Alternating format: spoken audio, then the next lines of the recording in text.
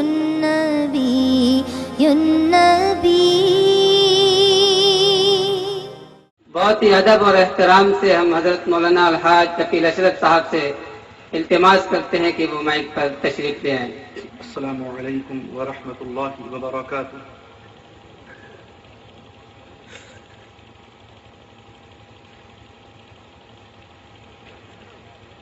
الحمد للہ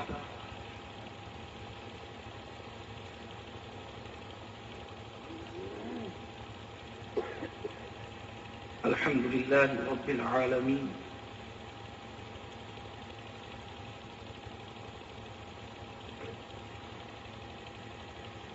الرحمن الرحیم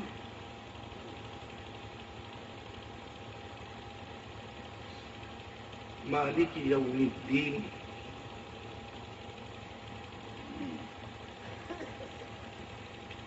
والصلاة والسلام على أشرف الأنبياء والمرسلين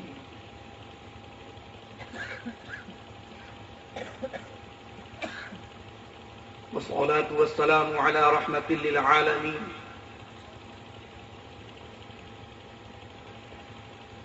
والصلاة والسلام على خاتم النبيين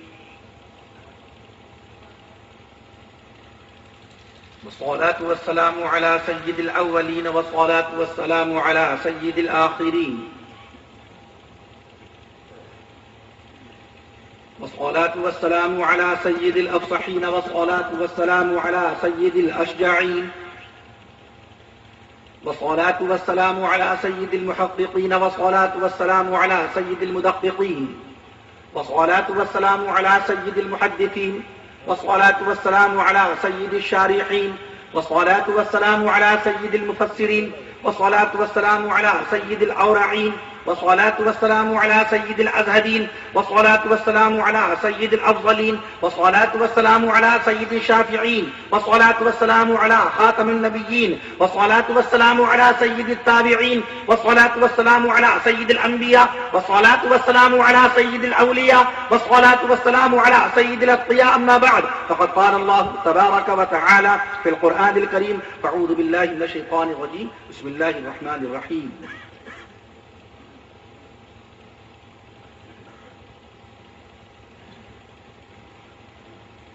افلا يتدبرون القرآن ام على قلوب اقفالها. ايضا وقال الله عز وجل في القرآن المجيد والفرقان الحميد: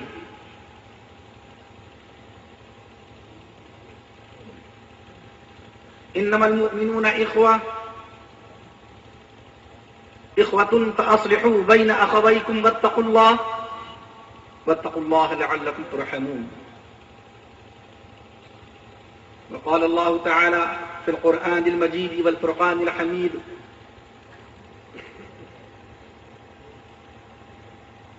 وقضى ربك ألا تعبدوا إلا إياه بالوالدين إحسانا.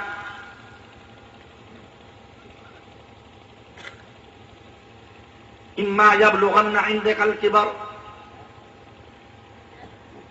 الكبر أحدهما أو كلاهما فلا تقل لهما أف ولا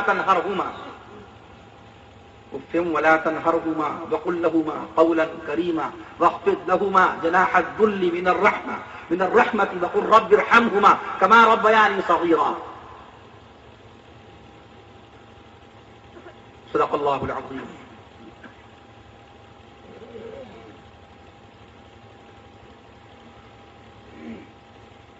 وعن ابي هريره رضي الله تعالى عنه قال: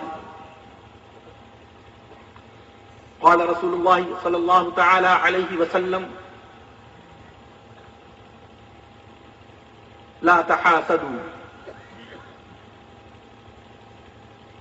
ولا تباغضوا ولا تدابروا ولا تناجشوا. رواه مسلم. وعن عبد الله بن مسعود رضي الله تعالى عنه قال: قال رسول الله صلى الله تعالى عليه وسلم: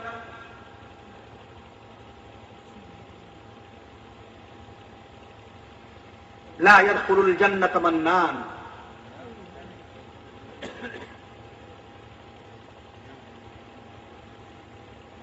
وقال عليه الصلاة والسلام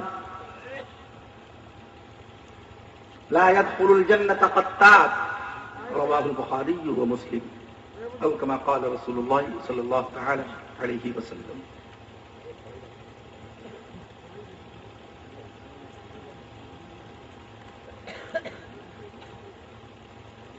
مشرق سے ہو بیزار نہ مغرب سے حذر کر. علامہ اقبال مرحوم فرماتے ہیں مشرق سے ہو بیزار نہ مغرب سے حذر کر. فطرت کا تقاضا ہے کہ ہر شب کو سحر کر. فطرت تقاضا ہے کہ ہر شب کو سحر کر. اور اقبال کہتا ہے کہ اٹھ کہ بزم جہاں کا اور ہی انداز ہے. اٹھ کہ بزم جہاں کا اور ہی انداز ہے. مشرق و مغرب میں تیرے دور کا آغاز ہے. مشرق و مغرب میں تیرے دور کا آغاز ہے. اور سرشک چشم آدم میں ہے نیساں کا اثر پیدا. سرشک چشم آدم میں ہے نیساں کا اثر پیدا. خلیل اللہ کے دریا میں ہوں گے پھر گہر پیدا. اگر عثمانیوں پر کوہ غم ٹوٹا تو کیا غم ہے. اگر عثمانیوں پر کوہ غم ٹوٹا تو کیا غم ہے. کہ خون 100,000 انجم سے ہوتی ہے سحر پیدا. ہزاروں سال نرگس اپنی بے نوری پہ روتی ہے. ہزاروں سال نرگس اپنی بے نوری پہ روتی ہے. بڑی مشکل سے ہوتا ہے چمن میں دید اور پیدا. بڑی مشکل سے ہوتا ہے چمن میں دید اور پیدا. اور آسماں اللہ تعالیٰ کا بنایا ہوا یہ آسماں مسلم سائنسدانوں کے مطابق 17.5 لاکھ سال پہلے رب ذوالجلال نے اپنے فضل و کمال سے ان ساتوں زمین، ان ساتوں آسمان اور ساتوں زمین کی تخلیق فرما دی تھی. آسماں ہوگا سحر کے نور سے پھر آئینہ پوش. آسماں ہوگا سحر کے نور سے پھر آئینہ پوش. اور ظلمت رات کی سیماب پا ہو جائے گی انشاءاللہ کے لیے. آسماں ہوگا سحر کے نور سے پھر آئینہ پوش. اور ظلمت رات کی سیماب پا ہو جائے گی. اور پھر دلوں کو یاد آ جائے گا پیغام سجود. پھر دلوں کو یاد آ جائے گا پیغام سجود. پھر جبیں خاک حرم سے آشنا ہو جائے گی. اور آنکھ جو کچھ دیکھتی ہے لب پہ آ سکتا نہیں. آنکھ جو کچھ دیکھتی ہے لب پہ آ سکتا نہیں. محو حیرت ہوں کہ دنیا کیا سے کیا ہو جائے گی. محو حیرت ہوں کہ دنیا کیا سے کیا ہو جائے گی. اس لیے دعا کیجئے کہ تڑپنے پھڑکنے کی توفیق دے. آمین. اقبال کہتا ہے بشکل دعا تڑپنے پھڑکنے کی توفیق دے. دل مرتضی سوز صدیق دے. آمین. تڑپنے پھڑکنے کی توفیق دے. دل مرتضی سوز صدیق دے. عشق سے قوت عشق سے ہر پست کو بالا کر دے. آمین. قوت عشق سے ہر پست کو بالا کر دے. اور دہر میں اس میں محمد سے اجالا کر دے. قوت عشق سے ہر پست کو بالا کر دے. دہر میں اس میں محمد سے اجالا کر دے. کیونکہ عشق کا آنا انتہائی لازمی ہے. اگر بندہ مومن کے دل میں اپنے رب ذوالجلال کا عشق حقیقی نہ ہو تو اس کی پیشانی پر سجدے کا نشان نہیں آ سکتا. اگر صاحب ایمان کے دل میں اللہ کی محبت پوری طرح جاگزی نہ ہو تو اس کا دل نماز کے لیے آمادہ نہیں ہو سکتا. ایک مومن کے قلب و دماغ میں اگر عشق الہی کا چراغ روشن نہ ہو تو وہ اپنے رب ذوالجلال کی وحدانیت کا اقرار کر نہیں سکتا. اور صاحب ایمان ہونے کے لیے لازمی ہے کہ اپنے خالق، اپنے مالک، اپنے رازق رب ذوالجلال کی یکتائی کا اظہار کرے، اللہ کی بڑائی کا اقرار کرے، اللہ کی وحدانیت کو تسلیم کرے، اللہ ہی کو اپنا خالق جانے، اللہ ہی کو اپنا مالک جانے، اللہ ہی کو اپنا رازق جانے. اور بے شک بغیر کسی شک و شبہ کہ اللہ ہی ہمارا خالق ہے. سبحان اللہ کہہ دیجئے. اللہ خالق ہے کہ نہیں ہے؟ اللہ ہی ہمارا خالق ہے، اللہ ہی ہمارا مالک ہے، اللہ ہی ہمارا رازق ہے، اللہ ہی ہمارا حافظ ہے، اللہ ہی ہمارا ناصر ہے، اللہ اللہ ہی ہمارا محافظ ہے، اللہ ہی رزاق ہے، اللہ ہی خلاق ہے، اللہ ہی ہماری جانب سے ظالموں سے انتقام لینے والا ہے، اللہ ہی مظلوموں کی مدد کرنے والا ہے، اللہ ہی غربت کو دور کرنے والا ہے، اللہ ہی دولت عطا فرمانے والا ہے، اللہ ہی عشرت عطا فرمانے والا ہے، اللہ ہی امامت عطا فرمانے والا ہے، اللہ ہی قیادت دینے والا ہے، اللہ ہی شوکت دینے والا ہے، اللہ ہی ذلت دینے والا ہے، اللہ ہی رفعت دینے والا ہے، اللہ ہی فضیلت دینے والا ہے، اللہ ہی علمیت دینے والا ہے، اللہ ہی لیاقت دینے والا ہے، اللہ ہی بصیرت دینے والا ہے، اللہ ہی بصارت دینے والا ہے، اللہ ہی قابلیت دینے والا ہے۔ یہ اللہ کی تعریف باتیں آ رہی ہے۔ ایک مرتبہ اجتماعی طور پہ رب ذوالجلال کے عشق میں سرشار ہو کر آپ لوگ کہہ دیجئے سبحان اللہ، الحمدللہ، اللہ اکبر۔ ایک لفظ کن سے رب ذوالجلال نے تقریباً 17.5 لاکھ سال پہلے ساتوں زمین اور ساتوں آسمانوں کو پیدا فرما دیا۔ کیوں نہ وہ حقدار ہو ہمارے سجدوں کا، کیوں نہ حقدار ہو ہماری عبادت کا، کیوں نہ حقدار ہو وہ ہماری ریاضت کا۔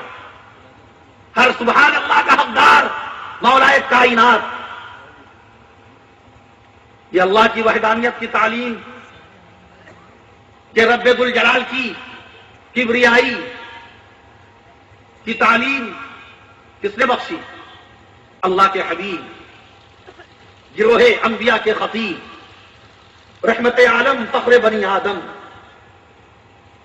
فخر زمین و زمان، احمد مجتبی حضرت محمد مصطفیٰ صلی اللہ تعالی علیہ وسلم نے 1443 سال پہلے غار ہرا میں رب ذوالجلال نے جب قرآن مقدس کی سب سے پہلی سورہ مبارکہ سورہ علق، اقرأ بسم ربک الذی خلق خلق الانسان من علق اقرأ وربک الاکرم الذی علم بالقلم، جہاں تک علم الانسان ما لم یعلم، ان 5 آیات کریمہ کا سب سے پہلی مرتبہ اللہ تبارک و تعالی نے باقاعدہ طور پر نزول فرمایا تو سید الملائکہ جبریل امین نے باقاعدہ طور پر پہلی مرتبہ قرآن مقدس کی آیات کریمہ کا نزول فرما کر قرآن مجید کو نازل کرنا شروع کیا۔ وہاں سے اللہ کی وحدانیت کی تعلیم عطا ہوئی، وہاں سے امام الانبیاء محمد مصطفیٰ صلی اللہ علیہ وسلم کی رسالت کا علم حاصل ہوا اللہ کے بندوں کو، وہیں سے اللہ کے حبیب محمد مصطفیٰ صلی اللہ علیہ وسلم کی نبوت کا علم عطا ہوا اللہ کے تمام بندوں کو۔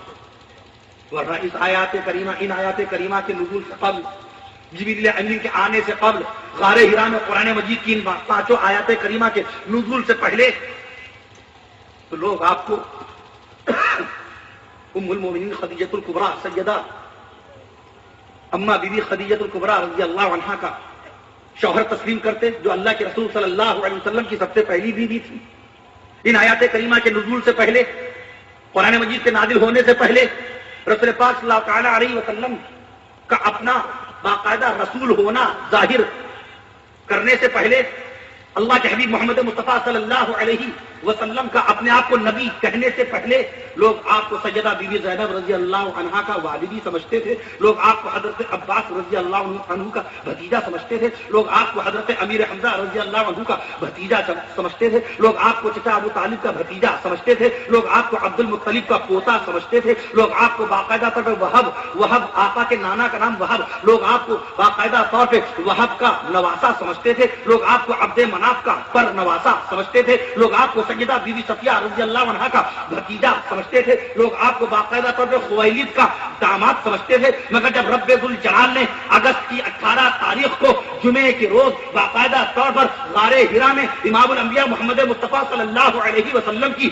عمر شریف کے 41ویں سال کے پہلے دن سید الملائکہ، فرشتوں کے سردار، تمام فرشتوں کے سردار جبریل امین نے جس وقت آیات کریمہ کا نزول فرمایا تو سب کو پتا چل گیا کہ یہ جو محمد ابن عبداللہ کہے جاتے ہیں، یہ جو عبداللہ کے بیٹے کہے جاتے ہیں، یہ جو ابو طالب کے بھتیجے کہے جاتے ہیں، یہ جو خدیجہ کے شوہر کہے جاتے ہیں، یہ جو بیوی سیدہ بیوی زینب بیوی رقیہ کے والد کہے جاتے ہیں، دراصل یہ صبح قیامت تک پیدا ہونے والے تمام انسانوں کے لیے ہادی برحق بنا کر کے بھیجے گئے ہیں، یہ رحمت للعالمین بنا کر کے بھیجے گئے ہیں، یہ رسول اکرم ہیں، یہ نبی معظم ہیں، یہ ہمارے اور آپ کے تمام بندوں کے باقاعدہ اللہ کے بندوں کے آقا ہیں، اور امام الانبیاء محمد مصطفیٰ باقاعدہ باقاعدہ صبح قیامت تک کے اپنی تعلیم نبوت سے، کلام اللہ کی حقانیت سے اور اپنے ارشادات رسول کی صداقت سے ہماری اور آپ کی رہنمائی کرتے رہیں گے۔ پہلی مرتبہ بندوں کو علم عطا ہوا، پہلی مرتبہ بندوں کو معلوم ہوا کہ غار حرا پر جانے والا خدیجہ کا شوہر سید البشر بن کر کے اترے گا۔ 1483 سال پہلے قرآن کی سب سے پہلی سورہ مبارکہ کا نزول ہوا۔ آج بڑی خوشی ہوئی، دلی مسرت ہمارے لیے۔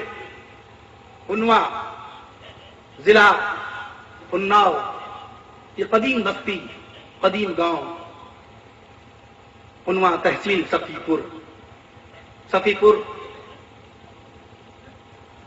حضرات اولیاء کرام کی بستی، اس سے قبل ہمارا خطاب ہوا تھا۔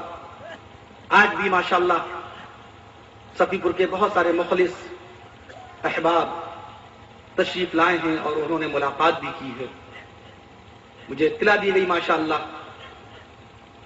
بڑی تعداد میں سامعین تشریف لائے ہیں۔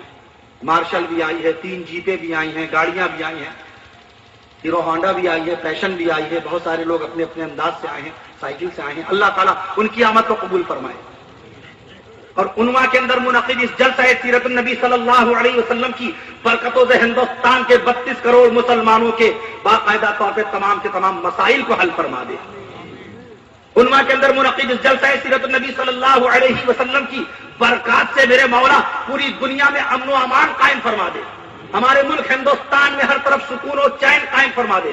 اس جلسے کی برکت سے اللہ رب العالمین تمام کے تمام مذاہب کے درمیان، تمام کے تمام دھرموں کے درمیان، تمام کے تمام مسلک رکھنے والے جتنے بھی باقاعدہ طور پر اس مسلک کے پیروکار ہیں، ان تمام مسلک کے ماننے والوں کے دل و دماغ میں اس جلسے کی برکت سے اللہ محبت پیدا فرمائے۔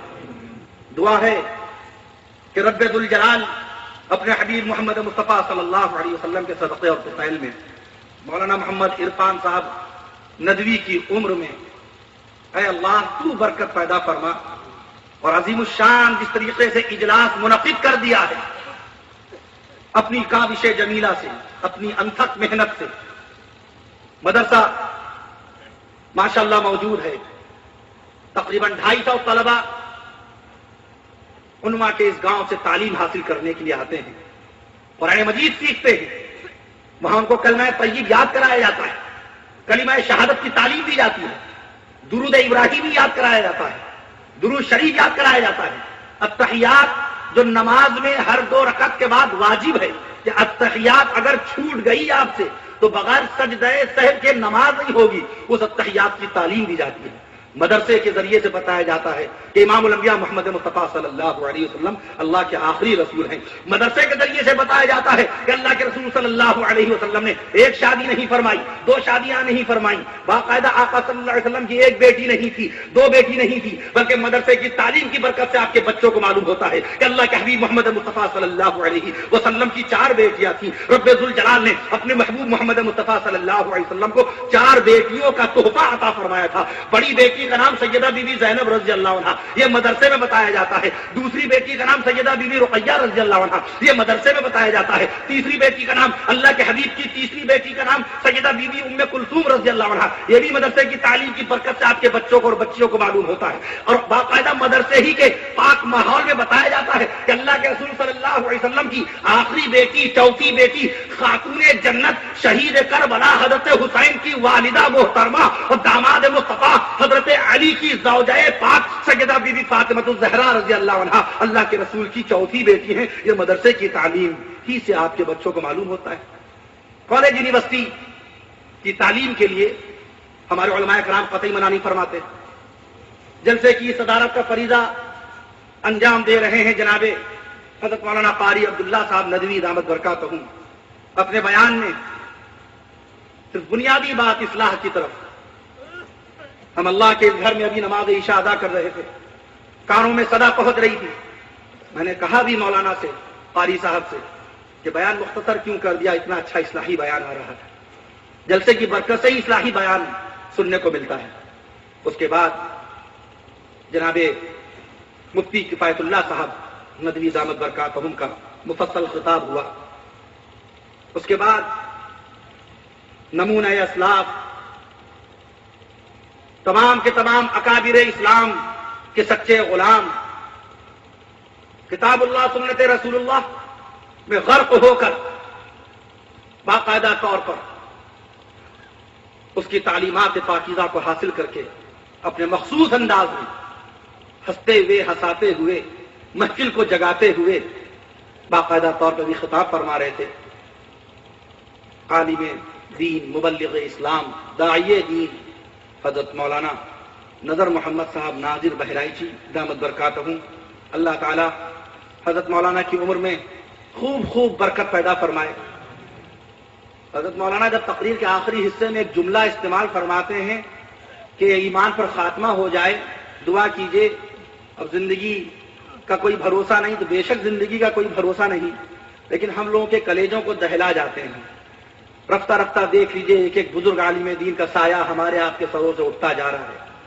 علماء کرام کا وجود اللہ کے بندوں کے لیے رحمت ہے. علماء اسلام کا وجود اللہ کے بندوں کے لیے برکت ہے. علماء کرام کے وجود کی برکت سے بے اولادوں کو اولاد ملتی ہے. یہ لکھا ہے شارحین حدیث کی شرح میں. علماء کرام کی دعاؤں کی برکتوں سے رب ذوالجلال کے آسمان سے ہماری کھیتیوں کو زندگی بخشنے کے لیے بارشیں کی جاتی ہیں. علماء کرام کی برکتوں سے صاحبان ایمان کے ایمان کو رب ذوالجلال مضبوطی عطا فرماتا ہے. یہ شیخ الحدیث مولانا زکریا رحمت اللہ علیہ مولوی نہیں تھے. شیخ الحدیث مولانا زکریا رحمت اللہ علیہ کے والد محترم حضرت مولانا محمد یحییٰ رحمت اللہ علیہ معمولی عالم دین نہیں تھے. داعی اسلام، مبلغ دین، بانی جماعت تبلیغی حضرت مولانا محمد الیاس صاحب رحمت اللہ علیہ، جنہوں نے 1927 میں پہلی بار 6 نفر پر مشتمل پہلی جماعت نکالی تھی. فیروز پور نمک لے گئے تھے. آج اس پہلی جماعت کی برکت سے پہلی جماعت میں 6 آدمی نکلے تھے، 6 نفر نکلے تھے، باقاعدہ مخلص بندے اللہ کے نکلے تھے. آج 6 نفر کی برکت سے پورے عالم میں 30 کروڑ مسلمان جماعت تبلیغی اور باقاعدہ دعوت کے کام کی تائید کر رہا ہے. یہ بڑے درجے کے علماء ہیں. آج فضائل اعمال مسجد پڑھی جا رہی ہے. ہندوستان میں تقریباً 27.5 لاکھ مسجدیں، ہندوستان میں تقریباً 27.5 لاکھ مسجدیں. ابھی مولانا عرفان ندوی صاحب نے جناب محمد شاہد صاحب جو اس وقت ہمارے میزبان ہیں اور میں ان کا مہمان ہوں، تمام علماء کرام ان کے یہاں مقیم ہیں، باقاعدہ دوڑ کر علماء کرام کی خدمت انجام دے رہے تھے. پانی لا رہے ہیں، چائے لا رہے ہیں، ناشتہ لا رہے ہیں، کھانا لا رہے ہیں. حضرات علماء کرام کی خدمتوں کے بدلے میں رب ذوالجلال ان کو اجر عظیم نصیب فرمائے اور دین کی باقاعدہ بنیادی تعلیمات سے ان کو پوری طرح سے روشناس فرمائے. میں عرض کر رہا تھا کہ یہاں کتنی مسجدیں ہیں؟ مولانا نے بتایا 3 مسجدیں. ہمارے دل میں خیال آیا کہ بھارت کی دھرتی پہ الحمدللہ اس وقت 27.5 لاکھ مسجدوں میں صدائے توحید بلند کی جا رہی. سبحان اللہ کے لیے ہندوستان کی 27.5 لاکھ مسجدوں میں اللہ اکبر اللہ اکبر اللہ اکبر کے ذریعے سے اللہ کی تکبیر بیان کی جا رہی ہے. ہندوستان کی 27.5 لاکھ مسجدوں میں امام الانبیاء محمد مصطفیٰ صلی اللہ تعالیٰ علیہ وسلم کی رسالت کا اقرار دن میں 5 بار لیا جا رہا ہے. اشہد ان محمد رسول اللہ. اور ہندوستان کی 27.5 لاکھ مسجدوں میں الحمدللہ دن میں 5 بار حی علی الصلاۃ کہہ کر کے اللہ کی سب سے محبوب عبادت نماز کے لیے بلایا جا رہا ہے. اور ہندوستان کی 27.5 لاکھ مسجدوں ہی میں سے باقاعدہ طور پر آپ کی عنواں کی 3 مسجدیں ہیں. اگر یہ 3 مسجدیں نکال دی جائے 27.5 لاکھ کی تعداد سے تو آنکڑا پورا ہو نہیں پائے گا. اے اللہ عنواں کی سرزمین پر 3 کو 30 مسجدوں کی شکل میں تبدیل فرما دے. اے اللہ یہاں پر اور مدارس اسلامیہ کا قیام عمل میں آ جائے. میں عرض کر رہا تھا انتہائی دلی خوشی محسوس ہو رہی ہے جب میں داخل ہوا. یہ داہنی طرف چمکتے ہوئے بلب، یہ لائٹ، جگمگاتی لائٹ، ددھیالی لائٹ، باقاعدہ طور پہ 32 کی تعداد میں آپ کے بلب چمک رہے ہیں داہنی جانب. قرآن مقدس میں زکوٰۃ کا لفظ بھی 32 مقام پر آیا ہے. یہ اللہ کا فضل ہے. زکوٰۃ ہر مالدار پر واجب ہے. زکوٰۃ ہر امیر ترین انسان پر واجب. گنیے مت، بعد میں گنیے گا انشاءاللہ اٹھتے ہی نکلیں گے. عالم دین کوئی بات بغیر تحقیق کے نہیں کہتا، اور غلطی ہو جائے تو بشر تو ہوں، غلطیوں کا پتلا، غلطیوں کا تو پتلا ہوں. ایک زیادہ ہو جائے، ایک کم ہو جائے، مگر ہاں قرآن مقدس کے متعلق کچھ بھی کہنے کے لیے اس میں غالباً کا لفظ نہیں چلتا. کہ ہو سکتا ہے جیسے کوئی کہہ دے قرآن مجید کے اندر حضرت نوح علیہ الصلوۃ والسلام کا نام یا ذکر کتنے مقام پر؟ تو اس میں پھر آپ کو یقینی طور پہ کہنا پڑے گا 43 مقام پر 44 مقام نہ نکل آئے. اجازت نہیں ہے قرآن مجید میں شک شبہ کی بنیاد پر زبان کو دراز کیا جائے. من قال فی القرآن برأیہ مقعدہ فی النار فلیتبوأ مقعدہ فی النار. جس کسی شخص نے قرآن میں اپنی رائے سے کچھ کہہ دیا، جس کسی شخص نے قرآن مجید کی فضیلت میں، قرآن کی تفسیر میں، قرآن کی عظمت میں اپنے ذہن سے کچھ کہہ دیا، جس کسی شخص نے قرآن مجید کی تفسیر کے معاملے میں اپنے فقط ذاتی علم سے کہہ دیا، امام الانبیاء محمد مصطفیٰ صلی اللہ علیہ وسلم نے فرما دیا اس کا مقام جہنم میں ہو گیا. وہ مقام جہنم میں بنائے. مشکات شریف کی روایت ہے کہ نہیں ہے؟ جیسے آپ نے فرمایا من کذب علی متعمدا فجزاؤہ جہنم. جس کسی شخص نے جان بوجھ کر قصدن میرے نام سے کوئی جھوٹی حدیث گڑھ ڈالی اس کا مقام جہنم ہو گیا.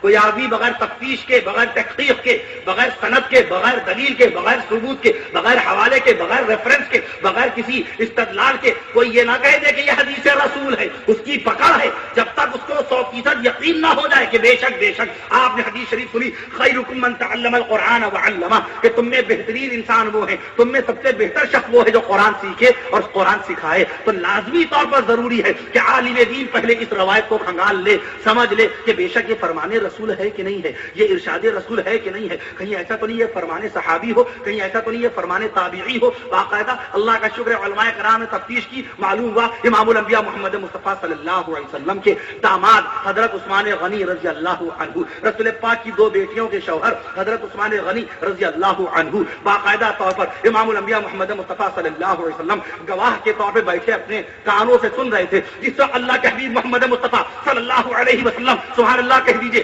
کلام اللہ کی فضیلت بات آ رہی ہے. جس وقت اللہ کے حبیب رحمت عالم فخر بنی آدم حضور سرور کائنات شافع محشر ساقی کوثر حضور سید البشر محمد مصطفیٰ صلی اللہ تعالی علیہ وسلم اپنی زبان رسالت سے کلام اللہ کی حقانیت، کلام اللہ کی فضیلت، کلام اللہ کی عظمت کے طور پہ اس حدیث شریف کا اپنی زبان اقدس سے باقاعدہ طور پر ارسال فرما رہے تھے، بیان فرما رہے تھے. خیرکم من تعلم القرآن وعلمہ. تو آقا مدنی محمد مصطفیٰ صلی اللہ علیہ وسلم کے پاس رسول پاک صلی اللہ علیہ وسلم کی 2 بیٹیوں کے شوہر عثمان غنی بیٹھے سن رہے تھے.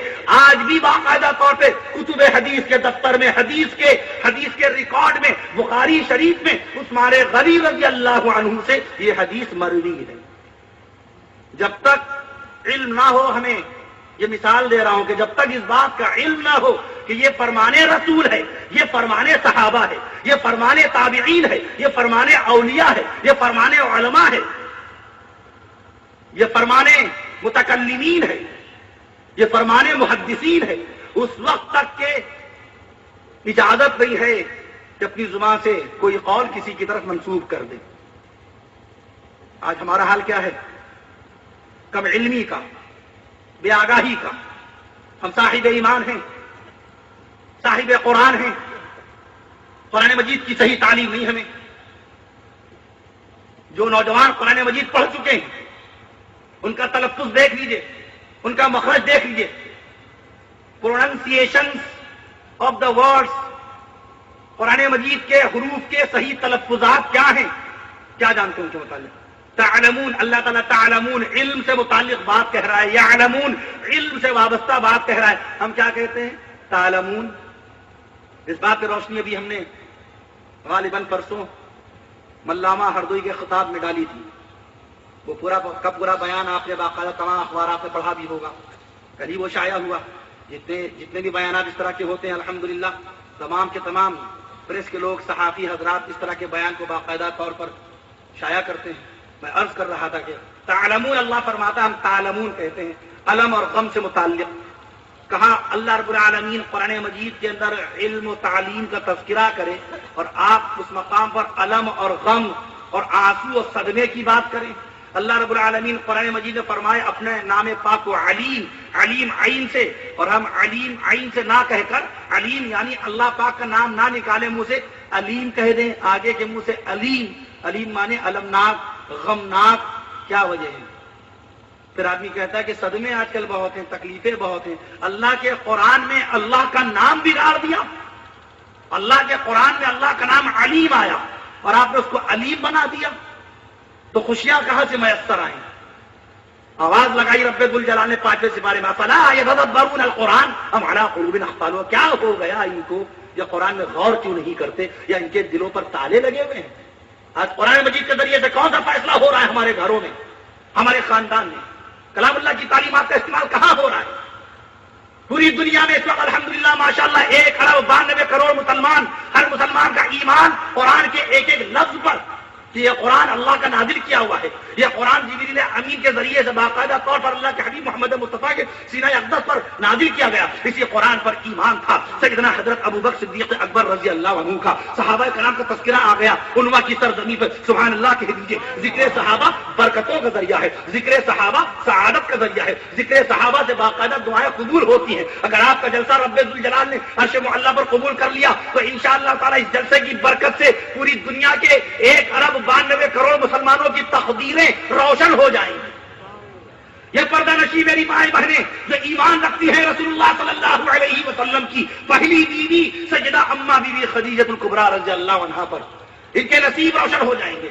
ہماری ماؤں بہنوں کا ایمان ہے رسول پاک صلی اللہ علیہ وسلم کی پہلی بیوی اماں بی بی خدیجہ الکبریٰ رضی اللہ عنہا پر، ہماری ماں اور بہنوں کا ایمان ہے رسول پاک صلی اللہ علیہ وسلم کی دوسری بیوی سیدہ اماں بی بی عائشہ صدیقہ رضی اللہ عنہا پر۔ یہ رسول پاک کے گھرانے کی باتیں آ گئی، اہل بیت کی باتیں آ گئی، سبحان اللہ پڑھتے جائیے۔ یہ رسول اللہ صلی اللہ علیہ وسلم کی جنتی بیویوں کا تذکرہ آ گیا، اور ان جلسوں کی برکت سے آپ کو ایک ایک بات سنائی جاتی ہے، کبھی نمازوں کی فضیلت سنائی جاتی ہے، کبھی صحابہ کرام کی صحابیت بیان کی جاتی ہے، کبھی صحابہ کرام کا مقام رفیعہ بیان کیا جاتا ہے، کبھی رب ذوالجلال کی وحدانیت بیان کی جاتی ہے، کبھی اللہ رب العالمین کی یکتائی کا بیان ہوتا ہے، کبھی اللہ تعالیٰ کی بڑائی کا ذکر ہوتا ہے، کبھی قرآن کی حقانیت بیان کی جاتی ہے، کبھی رسول اللہ کی سیرت بیان کی جاتی ہے، کبھی رسول اللہ کی معراج بیان کی جاتی ہے، کبھی رسول اللہ کا جمال بیان کیا جاتا ہے، کبھی رسول اللہ کا کمال بیان کیا جاتا ہے، کبھی رسول اللہ صلی اللہ علیہ وسلم کے معجزات بیان کیے جاتے ہیں، کبھی امام الانبیاء محمد مصطفیٰ کے رونے کے حالات پیش کیے جاتے ہیں، کبھی رسول پاک کے سونے کے حالات پیش کیے جاتے ہیں، کبھی رسول پاک صلی اللہ علیہ وسلم کا تبسم بتایا جاتا ہے، کبھی رسول پاک صلی اللہ علیہ وسلم کی ولادت باسعادت کا تذکرہ ہوتا ہے ان جلسوں کے اندر، اور کبھی اللہ کے حبیب محمد مصطفیٰ صلی اللہ علیہ وسلم کی 14 دن کی بیماری جس میں اللہ کے حبیب محمد مصطفیٰ صلی اللہ علیہ وسلم وفات پا کر جنت الفردوس روانہ ہوئے تھے، کبھی غمناک وفات کا تذکرہ ہوتا ہے، اور کبھی وفات کے بعد کے جو غمناک اور خوفناک اور المناک واقعات صحابہ کرام کو پیش آئے۔ امام الانبیاء محمد مصطفیٰ کی وفات کی خبر مدینہ منورہ میں آگ کی طرح پھیلی تو صحابہ کے ہاتھوں سے طوطے اڑ گئے، ہوش کھو بیٹھے صحابہ۔ عثمان غنی کو گھگھی بند ہو گئی، قوت گویائی بند ہو گئی، عثمان چپے بت بنے بیٹھے، سلام لوگ کر رہے ہیں ان کو جواب نہیں دے رہے ہیں۔ امیر المومنین عمر فاروق اعظم رضی اللہ عنہ نے جیسے ہی سنا کہ اللہ کے حبیب محمد مصطفیٰ باقاعدہ طور پہ ہم سے جدا ہو گئے ہیں، جسمانی طور پر ہم سے جدا ہو گئے ہیں، اب امام الانبیاء محمد مصطفیٰ سامنے سے آتے نظر نہیں آئیں گے، اب قرآن ہی میں نظر آئیں گے انشاءاللہ، قرآن کی تعلیم میں نظر آئیں گے، اپنی سنت مصطفیٰ میں نظر آئیں گے، حدیث شریف کے اوراقی میں نظر آئیں گے، حدیث کی تعلیم کی شکل میں نظر آئیں گے، شریعت باقاعدہ شریعت مطہرہ کے اوپر عمل کرنے کی شکل میں نظر آئیں گے۔ تلوار نکال لی عمر فاروق اعظم رضی اللہ عنہ نے، خدا خبر پہنچ گئی حضرت بشیر ایسا عاشق رسول نبی پاک صلی اللہ علیہ وسلم کے زمانے اقدس میں ایسا عاشق مصطفیٰ ایسا غلام رسول بشیر نے خبر سنی، خبر سنتے ہی حرکت قلب بند ہو گئی۔ امام الانبیاء محمد مصطفیٰ کی نماز جنازہ 32 گھنٹے کے بعد پڑھی گئی، مگر رسول پاک کے اس سچے غلام کہ جس نے امام الانبیاء محمد مصطفیٰ کے غمناک واقعہ انتقال کی خبر سنی، آقا مدنی محمد مصطفیٰ کی غمناک وفات کی خبر سنی، وہیں پر دم نکل گیا۔ سب سے پہلے حضرت بشیری کی نماز جنازہ پڑھا دی گئی۔ کبھی بخاری شریف اٹھا کے دیکھے تو، مسلم شریف اٹھا کے دیکھے تو، قرآن کے بعد سب سے افضل کتاب بخاری شریف، اس میں باب ہے، باب وفات النبی، نبی کی وفات کا باب، یعنی وہ باب جس میں اللہ کے حبیب صلی اللہ علیہ وسلم کی وفات کے غمناک حالات ہیں، کبھی تصور نہیں کرتے۔ بی بی فاطمہ، بات بات پر بی بی فاطمہ کا تذکرہ، بات بات پر بی بی فاطمہ سے اظہار محبت، مگر کبھی بی بی فاطمہ رضی اللہ عنہا کی طرح ہماری کسی بہن نے تمنا کی کہ اے اللہ جس طرح سے بی بی فاطمہ نے مصیبتوں پہ صبر کیا، اے اللہ بی بی فاطمہ والے صبر کا کروڑواں حصہ ہم کو نصیب فرما۔ کس بہن نے یہ اللہ سے کہا؟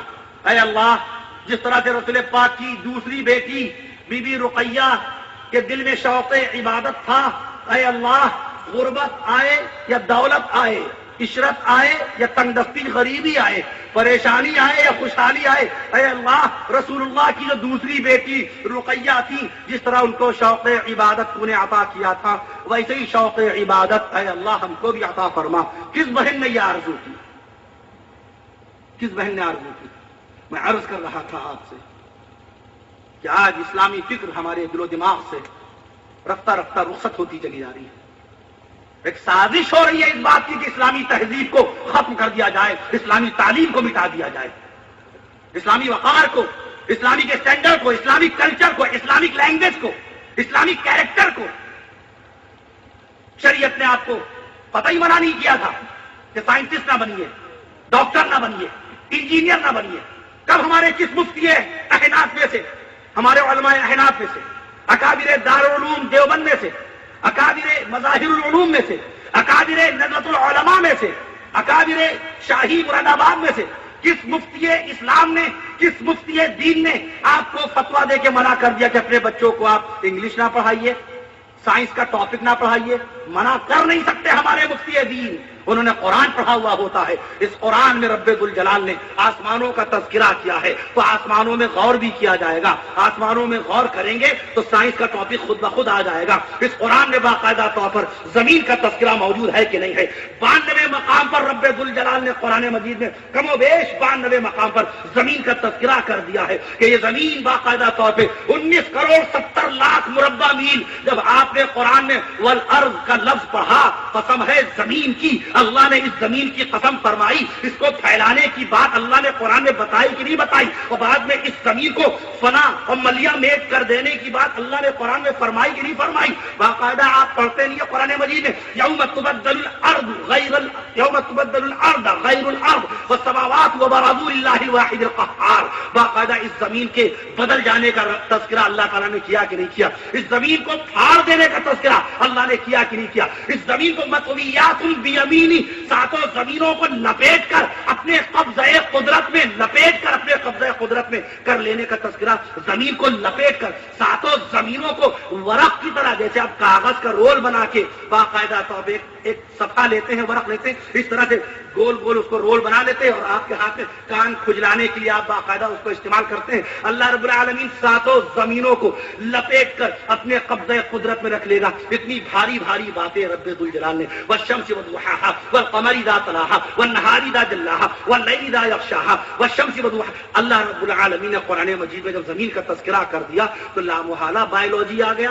بایولوجی آ گئی کہ نہیں آ گئی؟ جب رب ذوالجلال نے 9 کروڑ 30 لاکھ میل کی بلندی پر چمکنے والے سورج کا تذکرہ کر دیا اور باقاعدہ طور پر، تو وہیں پر آپ کے سامنے آپ غور فرمائیے، تو وہیں پر آپ کے لیے کاسمولوجی آ گئی کہ نہیں آ گئی؟ جب اللہ تعالیٰ نے 2,38,558 میل کی بلندی پر چمکنے والے چاند کا جب تذکرہ کر دیا تو بتائیے آسمانی سائنس معلوم ہو گئی کہ نہیں معلوم ہو گئی؟ جب آپ نے اسی کے ساتھ ساتھ سمندر کا تذکرہ دیکھا اور قرآن مجید میں وَإِذَا الْبِحَارُ سُجِّرَتْ فرما دیا، قرآن میں سمندر کا تذکرہ آ گیا، تو عالم دین نے سمندر پہ غور کرنا شروع کر دیا کہ بھلا بتائے کہ ایک انسان، ایک دنیا میں اللہ کے وجود کا منکر انسان، ایک اگنوسٹک جس کو ناستک بولتے ہیں، جو اللہ کی ذات کا انکار کرے، جو اللہ کے وجود کا انکار کرے، خالی اللہ کی شروعات دیکھتا ہے کہ اللہ کی شروعات کب سے ہے، اللہ پیدا کب ہوا، نعوذ باللہ، اللہ کی عمر کتنی ہے، معاذ اللہ، استغفر اللہ، اللہ کیا پیدا ہوگا؟ اللہ پیدا ہونے سے پاک ہے۔ جو پیدا ہوتا ہے وہ اللہ نہیں ہوتا،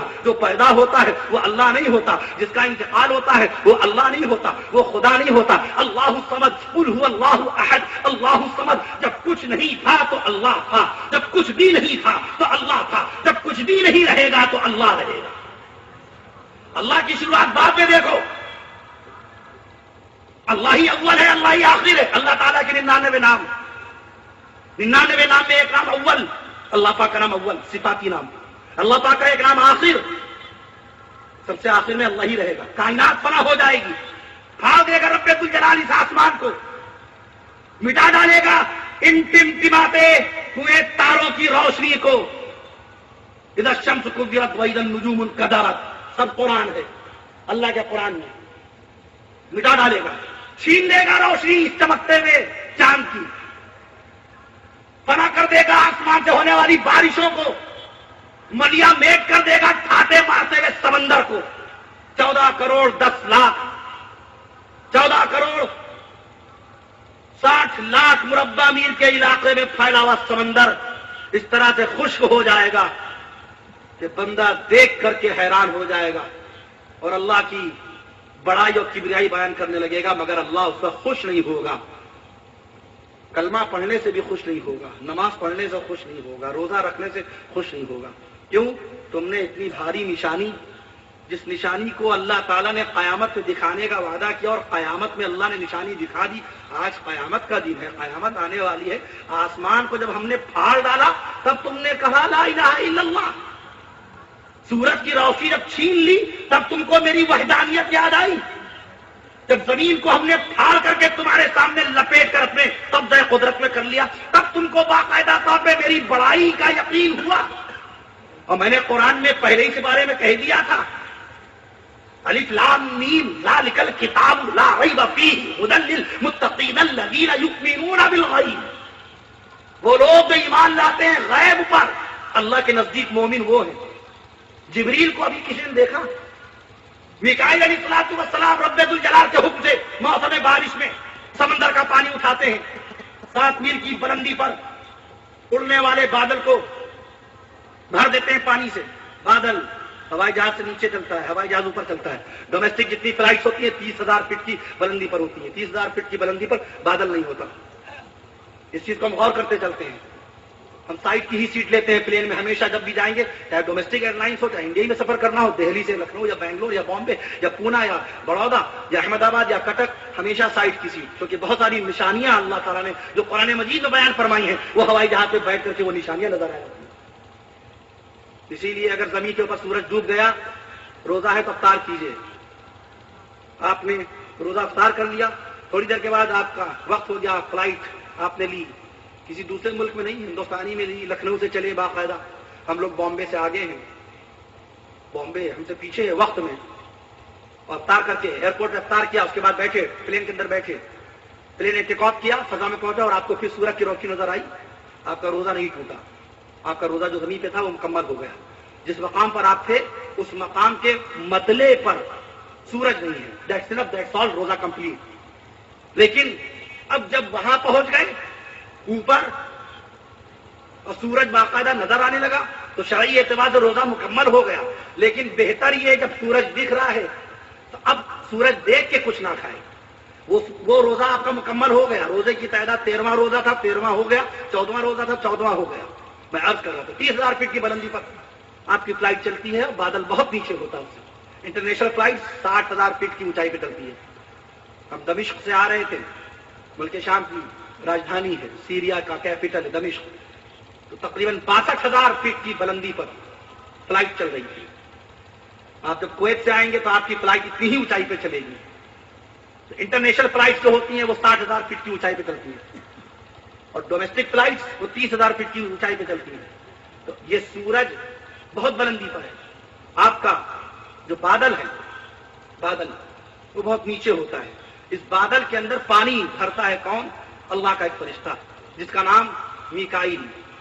मीकाईल अल्लाह का एक फरिश्ता इसराफील नाम का, जो रोजाना पाबंदी के साथ सूरज निकाल देता है। सुभान अल्लाह के अल्लाह ताला की तरफ से हुक्म है, ये ऑर्डर है रब्बुल जलाल का सूरज को कि इस तारीख में तुमको 5:45 पर तुलू होना है, इस महीने में तुमको 6:35 पे गुरूब होना है, इस मौसम में तुमको तकरीबन 4:55 के ऊपर बाकायदा तौर पर तुमको तुलू होना है। गर्मियों में देखिए कितनी जल्दी सूरज निकलता है। मैं अर्ज कर रहा था आपसे, ये अल्लाह की निशानियों में से निशानी है। तो कब किस मुफ्ती ने मना किया कि आप कॉलेज ना पढ़िए? किस आलिम दीन ने मना किया कि साइंस ना पढ़िए?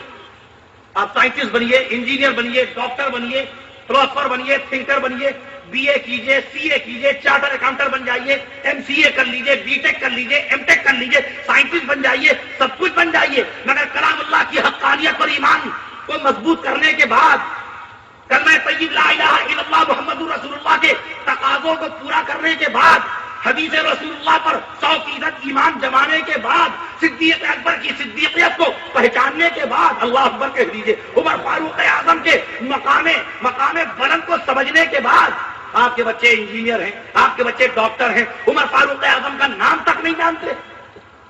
کیوں؟ آپ نے ڈائریکٹ ان کو اسکول بھیجا، گھر میں تربیت نہیں کی، نہیں بتایا کہ اللہ کے حبیب محمد مصطفیٰ صلی اللہ علیہ وسلم کے یہ انتہائی بلند و بالا مقام رکھنے والے جنتی صحابہ کرام ہیں، ہر صحابی جنتی ہے، بتایا نہیں ہم نے، ہر صحابی جنتی۔ نبی صلی اللہ علیہ وسلم کی زبان رسالت سے بشارتیں مل چکی ہیں صحابہ کرام کو، نام لے لے کے رسول پاک نے کہہ دیا ابو بکر فی الجنہ، ابو بکر بھی جنت میں ہے، وہ عمر فی الجنہ، عمر بھی جنت میں ہے، وہ عثمان فی الجنہ، عثمان بھی جنت میں ہے، وہ علی فی الجنہ، علی بھی جنت میں ہے، وہ زبیر فی الجنہ، زبیر بھی جنت میں ہے۔ سبحان اللہ کے لیے ذکر صحابہ ہو رہا ہے، وہ زبیر فی الجنہ۔ نبی صلی اللہ علیہ وسلم ڈکلیئر کر رہے ہیں کہ اے علی آپ بھی جنتی ہیں، اے زبیر آپ بھی جنتی ہیں، اے حضرت طلحہ آپ بھی جنتی ہیں، اے حضرت سعد ابن ابی وقاص میرے ماموں جان، اے میرے ماموں حضرت سعد آپ بھی جنتی ہیں، اے میرے چچا جان امیر حمزہ آپ بھی جنتی ہیں، اے میرے دوسرے چچا حضرت عباس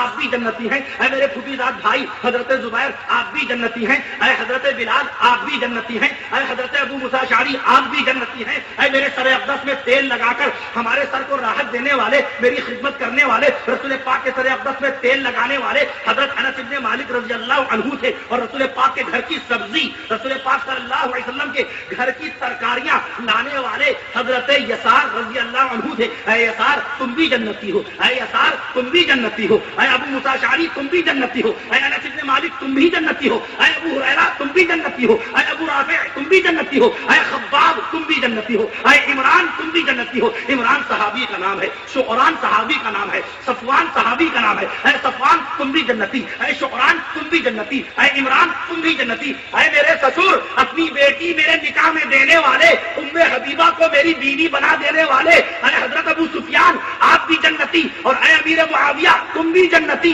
اور جناب حضرت سہیل سے فرما دیا اے سہیل تم بھی جنتی، اور اے سعید تم بھی جنتی، اور اے مبشر تم بھی جنتی، اور اے عوف حضرت عوف آپ بھی جنتی، اے حضرت اوس آپ بھی جنتی، اے جناب حضرت عامر آپ بھی جنتی، اور اے حضرت رفیق آپ بھی جنتی، اے حضرت جمیل آپ بھی جنتی، اے حضرت اکرمہ آپ بھی جنتی۔ آپ سبحان اللہ نہ کہیے، میں صحابہ کرام کے ہی نام گناتا چلا جاؤں گا۔ اے حضرت عبداللہ ابن مسعود آپ بھی جنتی، اے عبداللہ ابن عباس آپ بھی جنتی، اے عبداللہ ابن عمر آپ بھی جنتی، اے عبداللہ ابن جعفر آپ بھی جنتی، اے حضرت عبداللہ ابن ابی بکر آپ بھی جنتی، اے عبداللہ ابن حارث آپ بھی جنتی، اے عبداللہ ابن ابی اوفا آپ بھی جنتی، اے عبداللہ ابن عبداللہ آپ بھی جنتی۔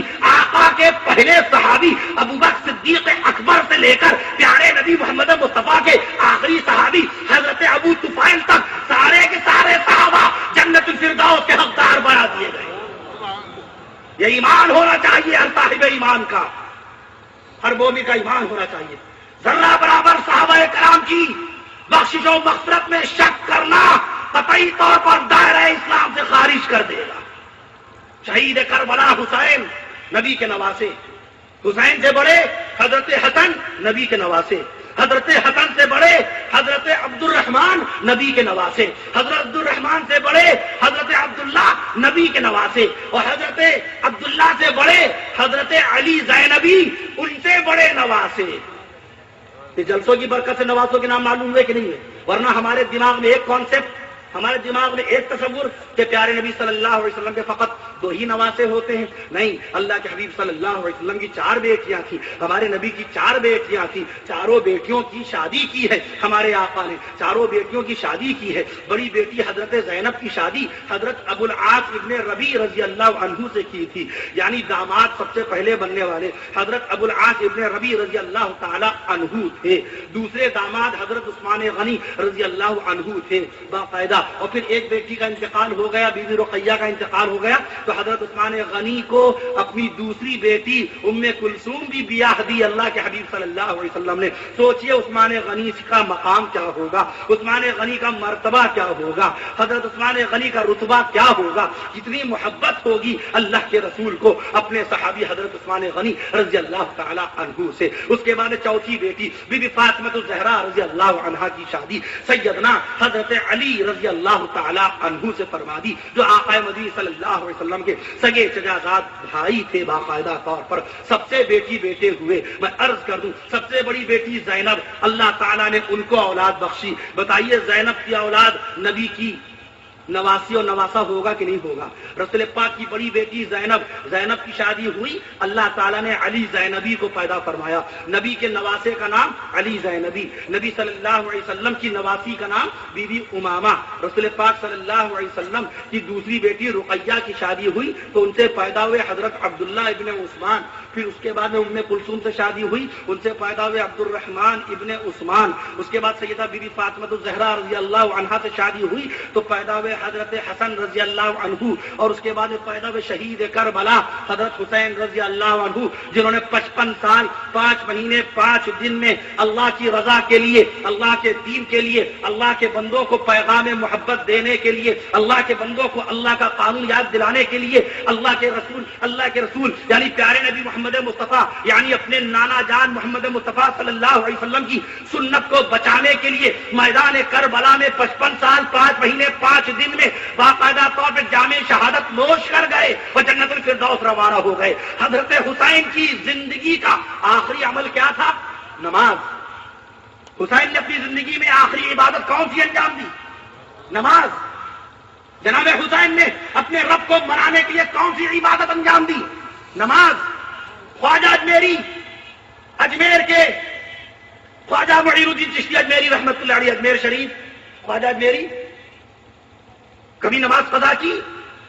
خواجہ معین الدین چشتی اجمیری رحمت اللہ علیہ اللہ کے سچے بندے، اس کے حبیب کے سچے غلام خواجہ اجمیری نبی کریم صلی اللہ علیہ وسلم کی ایک ایک سنت پر جان دینے والے، ایک ایک سنت ڈھونڈ کے لاتے تھے۔ ارے معین الدین نے ابھی تک یہ سنت انجام نہیں دی، معین الدین نے یہ سنت انجام نہیں دی، نبی کی سنتوں کے ایسے عاشق ہو گئے حضرت خواجہ اجمیری کہ سنت ڈھونڈ کے لانے میں اتنے مشغول کہ ایک بہت بھاری سنت چھوٹنے لگی تو اللہ کے حبیب نے خواب میں بشارت دے ڈالی۔ بہت بھاری سنت جس کو عنوا کا مسلمان باقاعدہ طور پہ یاد بھی رکھتا ہے، مگر وہ سچا عاشق مصطفیٰ تھا جس کو دنیا خواجہ اجمیری کے نام سے یاد کرتی ہے۔ مفکر اسلام حضرت مولانا ابو الحسن علی ندوی رحمت اللہ علیہ نے خواجہ اجمیری رحمت اللہ علیہ کے حالات طیبات لکھے۔ میں عرض کر رہا تھا وہ سچا عاشق رسول، ایک ایک سنت۔ آج تو نمازوں کی سنتیں ہماری ضائع ہو رہی ہیں، وضو کی سنتیں ضائع ہو رہی ہیں۔ غرارہ وضو کی 18 سنتوں میں سے ایک سنت ہے۔ کتنی سنتیں وضو میں؟ 18 سنتوں میں سے ایک سنت ہے وضو میں غرارہ۔ یہی لکھا ہے محی السنہ عارف باللہ غلام مصطفیٰ حضرت مولانا ابرار الحق صاحب رحمت اللہ علیہ ہردوئی نے، جن کے دم قدم سے، جن کی برکتوں سے ہردوئی کی ہریالی ہے، جن کا فیضان آج ہندوستان کے 32 صوبوں میں قائم ہے۔ یہی بتایا باندہ کے سرتاج باندہ استاد العلماء ولی صفت حضرت مولانا قاری محمد صدیق صاحب باندوی رحمت اللہ علیہ۔ ارکان نماز نامی کتاب میں یہی لکھا، غرارہ وضو کے اندر غرارہ سنت ہے۔ بتایا ٹھیک ہے، کرتے ہی نہیں ہم۔ پھٹافٹ منہ دھویا، ہاتھ دھویا، جلدی سے مسا کیا، مسا ہوا نہیں ہوا، قاعدے سے انگلیوں کا کیا طریقہ ہے، سنت کے مطابق کیا معاملہ ہے کہ ایک چیز جو مسے میں استعمال ہو جائے دوبارہ نہ ہو، اس طرح سے ہو کہ یہ چیز یہاں لگ جائے، یہ انگلی بچ گئی، باقاعدہ طور پر انگلی کو کانوں کے سوراخوں میں ڈال لیا جائے، یا چھنگلیا کو ڈالنا اور بھی زیادہ مستحب ہے، یہ کر لیا جائے۔ انگوٹھا بچا، انگوٹھے سے کان کو صاف کر لیا کہ میل ویل یہاں سے پسینہ جو بہا ہے، نمکینیت جو پیدا ہو جاتی ہے وہ ختم ہو جائے، تاکہ آپ کا دماغ درست رہے، آپ کا دماغ تر و تازہ رہے۔ وضو کے اندر ایک ایک عمل حکمت سے بھرا ہوا ہے، یہ آپ کو دے دیا، یہ مستحب دے دیا باقاعدہ طور پہ۔ پڑھیے فتاوی عالمگیری، پڑھیے فتاوی شامی، پڑھیے در مختار، پڑھیے تنویر الابصار، یہ حنفی مسلک کی بھاری کتابیں ہیں کہ نہیں؟ سب سارے فتووں میں لکھا ہے، فتاوی محمودیہ، فتاوی رشیدیہ، فتاوی نظامیہ، سب میں لکھا ہوا ہے وضو کا بہترین سنتی طریقہ۔ لیکن ہم کو اس سے تعلق نہیں. لکھا ہے حضرت مفتی اعظم ہندوستان مفتی عزیز الرحمان عثمانی رحمت اللہ علیہ نے فتاوی دارالعلوم دیوبند میں کہ جس نے سنتوں کو چھوڑ کر وضو کیا، جماعت جا رہی ہے، امام سلام کے قریب پہنچ چکا، تم سنتوں کو چھوڑ کر وضو نہ کرنا، سبحان اللہ کہہ دیجیے، کیونکہ نبی کی سنتوں پر بنیاد ہے فرضوں کی. نبی کی سنت زیادہ ہیں، فرض کتنے ہیں؟ فرض شریعت میں ہیں کتنے؟ دن میں کتنے وقت کی نمازیں فرض ہیں؟ 5 وقت. 5 وقت. اس میں رکعت کتنی فرض ہیں؟ 17 رکعت فرض ہیں. 5 وقت کی نماز پڑھیے تو 17 رکعت فرض. 2 رکعت نماز فرض فجر میں ہے، 4 رکعت نماز فرض ظہر میں ہے، 4 رکعت نماز فرض عصر میں ہے، 3 رکعت نماز فرض مغرب میں ہے، 4 رکعت نماز فرض عشاء میں ہے. 17 رکعت ہو گئی. 3 رکعت وتر جو قائم مقام فرض کے ہی ہوتا ہے، حکم دونوں کا ایک ہوتا ہے. فرض چھوٹے گا، فرض کی قضا ہوگی. فرض اگر آپ نے چھوڑ دیا تو اس کی قضا لازم و واجب، واجب چھوڑ دیا تو اس کی قضا لازم و واجب. جیسے اگر آپ کی فجر کی نماز قضا ہو گئی اور آپ کو 10 سال کے بعد یاد آئی تو اسی وقت حکم ہے اسی وقت ادا کرو، چاہے عصر کی نماز پڑھ چکے ہو یا فجر کی نماز پڑھ چکے ہو، اسی وقت دوبارہ جاؤ گھر میں ادا کرو. قضا نماز مسجد میں نہیں ادا کی جاتی. فتاوی شامی میں ہے قضا نماز مسجد میں نہیں ادا کی جاتی، کیونکہ نماز کا قضا کرنا گناہ ہے، اور قضا نماز پڑھ کر کے اپنے آپ گناہ کا اعلان کر رہے ہیں تو اعلان گناہ بھی گناہ ہے. اپنے گناہ کا بیان گناہ ہے، اپنے گناہ کا اعلان گناہ ہے. آج آدمی دھڑلے سے کہتا ہے توبہ توبہ معاذ اللہ استغفر اللہ. شراب جو شیطان کا پیشاب ہے، شراب تمام برائیوں کی جڑ، شراب ام الخبائث، نبی کے مبارک الفاظ ہیں، نبی کی زبان اقدس سے نکلے ہوئے الفاظ کہ شراب تمام گناہوں کی بنیاد، تمام برائیوں کی جڑ، معصیت کی بنیاد. گناہوں کے دلدل میں انسان دھس جاتا ہے. حدیث شریف ہے نسائی شریف میں کہ شرابی اگر بغیر توبہ کے مرا تو بے ایمان مرا. شرابی زانی زنا کرنے والا بغیر توبہ کے مرا. لا یزنی الزانی وہو مؤمن. زنا کرتے وقت، منہ کالا کرتے وقت، کسی کی بہو بیٹی کی عزت و آبرو برباد کرتے وقت اگر موت آ جائے گی تو بے ایمان کی موت ہوگی. کیونکہ زانی کے متعلق آقا نے فرمایا کہ جب کوئی زناکار، کوئی بدکار کسی کی بہو بیٹی کی عزت و آبرو کو برباد کرتا ہے اس وقت وہ مومن نہیں رہتا، اس کے سینے سے کلمہ نکال لیا جاتا ہے، اس کے سینے سے ایمان نکال لیا جاتا ہے. 3 حالتیں ایسی ہیں گناہ کی جس میں ہمارے سینے میں ایمان نہیں رہتا، ہمارے سینے سے کلمہ نکال لیا جاتا ہے، ہمارے سینے سے باقاعدہ طور پہ ہمارا اسلام نکال لیا جاتا ہے. چور جب چوری کرتا ہے اس وقت اس کے سینے میں ایمان نہیں رہتا. اللہ کو برداشت نہیں ہے کہ میرے حبیب محمد مصطفیٰ کا امتی کلمہ لے کر چوری کرے، قرآن لے کے سینے میں چوری کرے، ایمان اور اسلام اس کے سینے میں بھرا ہو اور چوری کر لے. نہیں، مجھ کو برداشت نہیں. اے جبریل جاؤ جاؤ، اس نے چوری کا ارادہ کر ہی لیا ہے، یہ چوری کر کے ہی دم لے گا. جاؤ اس کے منہ کے راستے سے اس کے سینے پر لکھا ہوا کلمہ نکال لو، اسلام کی خوشبو اس کے سینے سے نکال لو، اس کو بے ایمان بنا دو. جب تک چوری میں مشغول رہتا ہے، بے ایمان رہتا ہے، جب چوری کر لیتا ہے اور توبہ کرتا ہے تو اس کے سینے میں دوبارہ اسلام و ایمان ڈالا جاتا ہے. دوسرا شخص شرابی، شراب پیتے وقت مسلمان نہیں رہتا، شراب پیتے وقت مومن نہیں رہتا. شراب کا ارادہ کیا، گھر سے نکلا، قدم بڑھائے شراب خانے کی طرف. ابھی یہ فرشتوں میں تکرار چل رہی ہے. داہنی طرف جو بیٹھا فرشتہ نیکیوں والا، ایک ایک نیکی لکھتا ہے. بائیں طرف بیٹھا ہوا فرشتہ بدی لکھتا ہے، برائی لکھتا ہے، گناہ لکھتا ہے. ایک ایک غلطی لکھتا ہے، معصیت لکھتا ہے، نافرمانی لکھتا ہے، سرکشی لکھتا ہے. اللہ کے قانون کو توڑا، لکھ لیا. نبی کی سنت کو چھوڑا، لکھ لیا. ان دونوں میں تکرار ہوتی ہے، بحث ہوتی ہے. ایک شخص نے ارادہ کر لیا شراب پینے کا، گھر کے اندر بیٹھا ہے، باہر نکالا قدم، فوراً ان کا قلم چلنے لگتا ہے. تو یہ داہنی طرف بیٹھا ہوا فرشتہ روکتا ہے ان کو، رک جائیے، آپ کو تو بڑی جلدی رہتی ہے گناہ لکھنے کی. کہا نہیں بھائی، مجھے حکم کرامن کاتبین، سورہ انفطار 3 سپارے میں اللہ نے فرمایا ما یلفظ من قول الا لدیہ رقیب عتید. کہاں ہے نیٹ ورک موبائل کا؟ یہ قرآن کا نیٹ ورک دیکھو، قرآن کا نیٹ ورک ہر وقت چلتا ہے. قرآن کے نیٹ ورک میں بیلنس ہمیشہ کے لیے اللہ نے بھر دیا ہے، نہ بیلنس ختم ہوگا نہ نیٹ ورک ٹوٹے گا۔ فرشتوں کے بعد جو موبائل ہے، فرشتوں کے بعد جو ٹیپ ریکارڈر ہے، اقرا کتابک، حیران ہو جائے گا قیامت میں، اے اللہ ہم نے گناہ نہیں کیا۔ اللہ تعالیٰ فرمائے گا جبریل ذرا دکھاؤ ان کو۔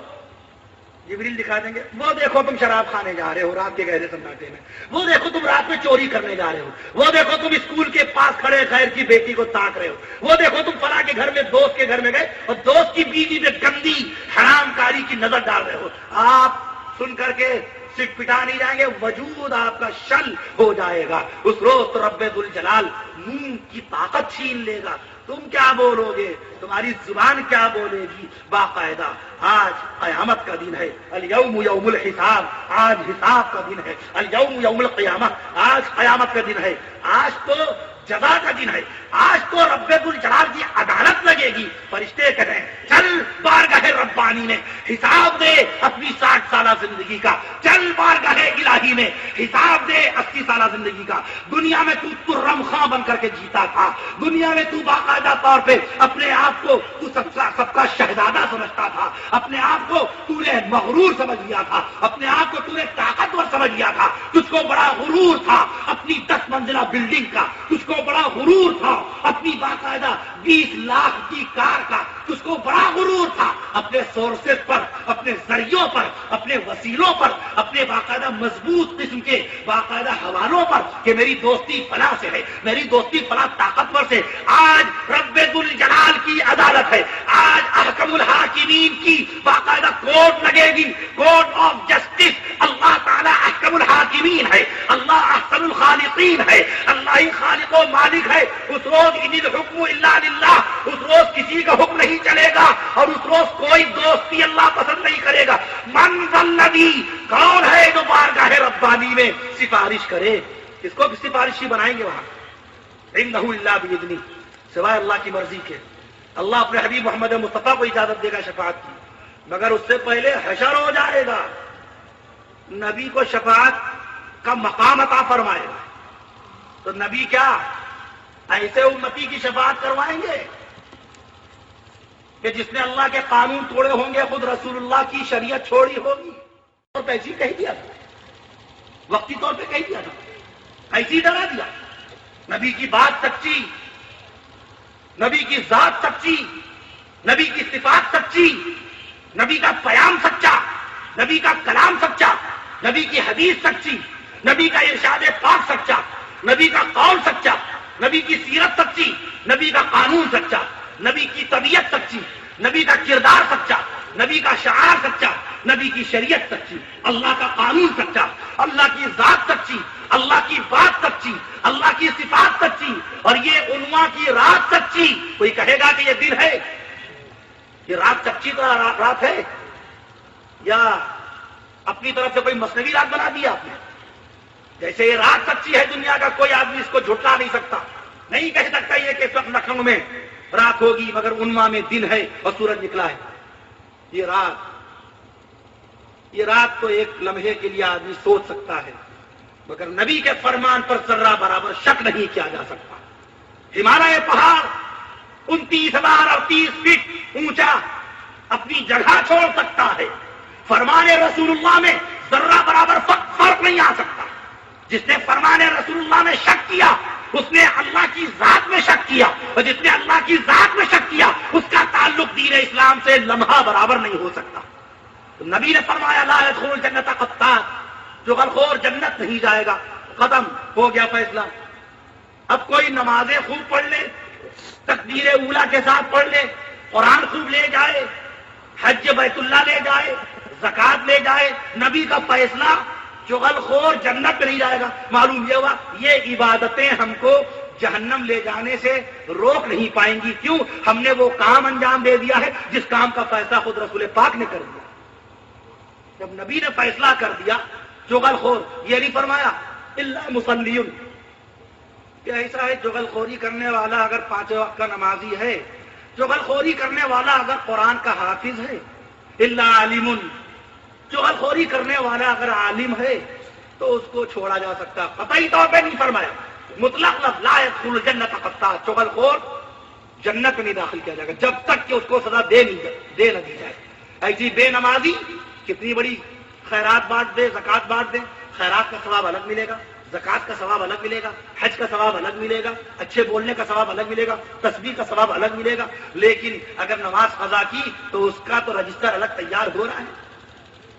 कैसे मुमकिन है, कैसे मुमकिन है कि रोजा रख करके नमाज अपने ऊपर से उतार लें, रोजे के बदले में नमाज पढ़ लें? कैसे मुमकिन है? रोजे के वक्त में रोजा रखा जाएगा, रोजे का नमाज से क्या ताल्लुक? रोजा अलग फर्ज है, नमाज अलग फर्ज है, माल आने के बाद ज़कात अलग फर्ज। रमजान शरीफ का रोजा आया, रोजा फर्ज, आपको रोजा रखना है। अब आप ये कहें अल्लाह मियां ऐसा है, आज हम रोजा नहीं रखेंगे, आज हम बाकायदा तौर पे 50 रकात नफिल पढ़ लेंगे, 50 रकात नफिल के बदले में मेरा रोजा माफ कर दीजिएगा। इससे बड़ी शैतानियत क्या होगी? नहीं, नहीं कबूल की जाएगी नफिल, नहीं कबूल किया जाएगा तुम्हारा कोई हज उस वक्त। उसके बदले में अगर कोई नमाज की जगह हज कर रहा है और हज की जगह रोजा रख रहा है, तो अल्लाह पाक पैसा तो है, ताकत भी, मगर हज करने नहीं जाएंगे, बड़ी भीड़ होती है, उसके बदले में हम रोजाना जिंदगी भर रोजा रखेंगे, नहीं कबूल करेगा। रोजा अलहदा फर्ज है, हज अलग फर्ज है, नमाज अलग फर्ज है। रोजे के जरिए से नमाज नहीं माफ कराई जा सकती, नमाज के जरिए से हज नहीं उतारा जा सकता। अरे आज इम्तिहान था, आज कौन सा किस क्लास का था एग्जाम, कौन सा दिया आपने? BCom second year. फरहान मियां अपना दे के आए एग्जाम, कौन सा टॉपिक था, सब्जेक्ट क्या था? सेल्फ मैनशिप इन्होंने दिया है। अब अगर ये कहें कि इनको बाकायदा आज जो इम्तिहान दिया इसके बदले में गणित में पास कर दिया जाए, हिंदी में पास कर दिया जाए, इंग्लिश में पास कर दिया जाए। अगर मैथ का एग्जाम दिया आपने तो मैथ के अंदर आपको मैथ के ही तो नंबर दिए जाएंगे। सोचिए, गौर कीजिए, क्या आप मैथ का इम्तिहान देकर इंग्लिश पास कर सकते हैं? इंग्लिश का इम्तिहान देकर के आप उर्दू का सब्जेक्ट पास कर सकते हैं? नहीं, उर्दू अलग पास करनी पड़ेगी, गणित अलग पास करनी पड़ेगी, इंग्लिश अलग पास करनी पड़ेगी, हिंदी का पेपर अलग पास करना पड़ेगा। किसी एक में बेटा गया तो पूरा साल निकल गया। जरा दुनिया का कायदा देखिए, कानून देखिए, अगर आपके 7 सब्जेक्ट हैं तो 7 में पास होना जरूरी है ना, तभी तो नया क्लास मिलेगा। दुनिया के अंदर तो ये पाबंदी कर रहे हैं कि अगर 7 सब्जेक्ट हैं, 8 सब्जेक्ट हैं तो 8 में पास करना पड़ेगा, तब आपको नया क्लास, नया दर्जा मिलेगा। ऐसे ही मदरसों में है, अगर हदीस में फेल हो गया या तारीख में, अगर तारीख सब्जेक्ट है, अगर फिक्र सब्जेक्ट है, तफसीर अगर सब्जेक्ट है, फेल हो गया तो गौर फरमाइए, अगर आपका कोई एक भी एग्जाम उसमें आप फेल हो गए, क्या नया क्लास मिलेगा? तो ऐसे ही कोई रोजा रख के नमाज पढ़ ले, रोजा छोड़ के नमाज पढ़ ले, नमाज छोड़ के रोजा रख ले। ज़कात है 612 ग्राम चांदी जिस किसी के पास है, साल में एक मरतबा निकालना जरूरी। आदमी कहता है भैया पेशाब कोई आदमी पी नहीं सकता, मगर पी रहा है, पखाना खा नहीं सकता, खा रहा है हिंदुस्तान का मुसलमान। 612 ग्राम चांदी पर उस पर ज़कात वाजिब कर दी थी, साल में एक मरतबा 612 ग्राम चांदी पर ज़कात निकालनी थी, 40वां हिस्सा। 612 ग्राम चांदी कल उन्नाव में सर्राफ से, सुनार से मालूम कीजिए क्या रेट है। 13,500 होगा गालिबन, 13,500 14,000 की 612 ग्राम चांदी आएगी। 52.5 तोला चांदी हमारे उलमाए कराम से आप सुनते ही हैं माशाअल्लाह, यही उसका बाकायदा स्टैंडर्ड है। 7.5 तोला सोना जिसके पास है, ज़कात उस पर वाजिब, पर लाजमी है, निकालना वाजिब। नहीं निकालेगा सब पेशाब का खाना, हलाल हराम सब मिल गया। जो पानी आपने पिलाया उसमें एक कतरा कोई पेशाब कर दे, खीर के अंदर, हलवे के अंदर कोई जरा से खाली, जरा से 1 ग्राम कोई पखाना इंसान का नहीं, चिड़िया का, कबूतर का डाल दे, पसंद करेंगे? लेकिन हम पखाना खा रहे हैं अपने माल के साथ। फैसला है ये शरीयत का कि जिसने ज़कात नहीं निकाली उसका सारा माल हराम का माल। पखाना खाना हराम है कि नहीं है? ऐसी वो माल खाना हराम है जिसकी ज़कात ना निकाली गई हो।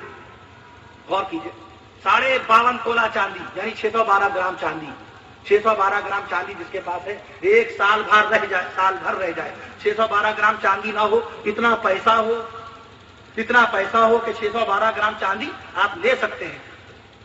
52.5 तोला चांदी लेने का पैसा हो, 7.5 तोला सोना नहीं है, لیکن اتنا پیسہ ہے کہ 7.5 تولا سونا خرید سکتے ہیں، اور وہ پیسہ 1 سال گزر جائے آپ کے پاس سیف میں رکھا رہے. کتنی رعایت دی شریعت نے. روزانہ زکات نہیں مانگی، 2 مہینے پر زکات نہیں نکلوائی، 6 مہینے پر زکات نہیں نکلوائی، 12 مہینے پہ زکات نکلوائی ہے. 12 سبحان اللہ کہہ دیجئے. یہ صدقہ رسول ہے، یہ نبی کریم صلی اللہ علیہ وسلم کے صدقے میں آپ کو یہ رعایتیں مل گئی ہیں. ورنہ باقاعدہ میں عرض کرتا ہوں حضرت موسیٰ علیہ السلام کی قوم پر مال کا چوتھا حصہ نکالنا فرض تھا، یعنی 1 روپے میں 54 نکالنی ضروری تھی. تمام کے تمام حضرت موسیٰ علیہ السلام کی امتی یہودیوں کو اللہ نے حکم دیا تھا کہ اپنے مال کا چوتھا حصہ نکالو، 1 روپے میں 54 خرچ کرو. 12 نے گھر کے لیے رکھو، بچوں کے لیے رکھو، بیماری ازاری عید بقرعید اور باقاعدہ شادی بیاہ رکھو. 54 تمہیں ہر روپے میں سے 54 نکالنا. یہ نبی کا صدقہ ہے کہ آپ کو 54 نہیں نکالنا ہے، 2 روپے میں 5 پیسے نکالنا ہے. سبحان اللہ کہہ دیجیے. 2 روپے میں بھی 54 نہیں، 2 روپے میں 5 پیسے. 40واں حصہ 10,000 روپے میں 10,000 روپے میں 250 روپے، 9,750 آپ کے. شریعت نے کتنے آپ کو دیے؟ 250 روپے نکالیے. خالی 20,000 روپے ہیں، 20,000 میں 19,500 آپ کے. خوب گھومیے، مرغا کھائیے، پلاؤ پکوائیے، 2 باقاعدہ مدرسے میں بھیجیے، ولیمہ کیجیے، عقیقہ کیجیے، بیوی کو اچھا لباس پہنائیے، اماں کی دوا منگائیے، اماں کے لیے پھل فروٹ لائیے، والد صاحب کی دوا ان کا علاج کروائیے.